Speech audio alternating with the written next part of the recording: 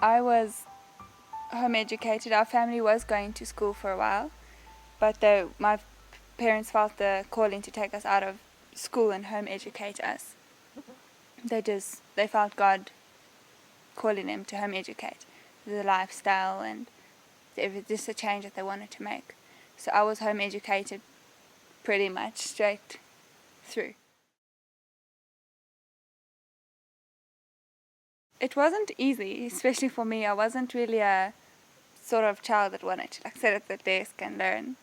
But what it did do was, it was good for me because it allowed me to focus on things that I should focus on. I mean, ever since I was little, all I've wanted to be is a mother and a wife, and so then that being home educated allowed that for me to play and to learn about pregnancy and to learn about being a mother and to babysit other home educating children.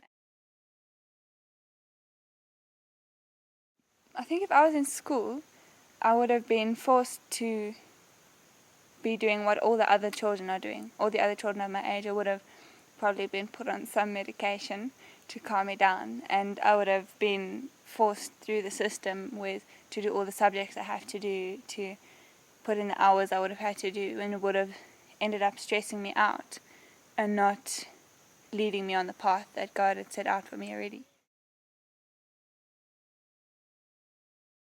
I struggled a lot especially with English and maths. I just don't do numbers very well. My numbers are fractions of cups when I'm baking. But I did enjoy the biology, the Dr. J, exploring the world and the body and that sort of thing. So I sat down with my mother and we spoke. Now, is it worth me just really buckling down, getting into a system and just doing my matric? So we decided that I'm not the sort of person that's path is science or medicine or anything. So we decided that I probably don't need a matric certificate. So what I was going to do is just to focus now on what it was that I felt God was leading me into. So I did a lot of child development study and cooking, and I carried on with the biology side of things because it's what I was interested in, and so I did that until I was 18. The year I was turning 18, all the questions from all the aunties and the uncles and everyone's parents, what are you doing next year? What are you studying? What are you doing? I wasn't really sure. I wasn't really worried as such about it because I knew that God always has a plan for you, and that plan is just what you need to find. And that to run around and try and make your own plans is just wasting your energy. So I wasn't really sure what I was going to do. And then when I was about 17 and a half, my mom we have a friend in the Free State where we used to live, that she's moved down. She has 6 children and she also home educates. So we went to the farm and she asked my mother if I wouldn't be interested in coming to help her, just au pair for her, to help her with the education and in the kitchen and everything. After praying about it, I felt that it was the right thing. So I went and I au paired for that family for a year. And I just helped with her little ones, home educating, and read with them and helped in the kitchen, and it was a really fun year. Because I wasn't sure about what I was going to go and do after finishing school and leaving home, it gave me, to have that year out, just gave me a time to stop and reflect and think, now what do I really want to do, to pray about it and find the path that God had set for me.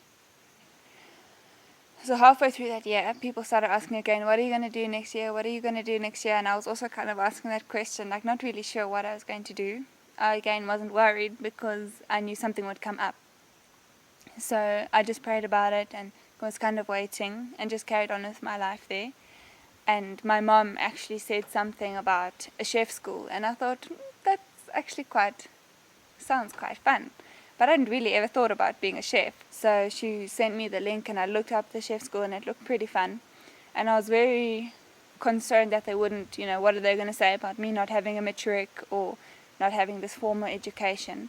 So I contacted them and said that I want to be back in Natal in, I think it was September. I'll be back for a week. Can I please come and look at the school? So they were like, yes, you can come. So my mom and I went to look at the cooking school. And we just had a look around, and it was the week before I was going, I'd kind of got a bit like, I don't think I'm going to really do it. I don't think it's the right thing. So my mom was like, well, let's just go look in case. And I was like, oh, okay, kind of dragging my feet. So I went with her. And when I was there, it was quite an atmosphere. And I was like, wow, this really, really looks wonderful. So we looked at it, and then we talked to them. Like the principal chef wasn't there that day. So I went home, and they phoned me the next day and said, how about you come on Saturday morning?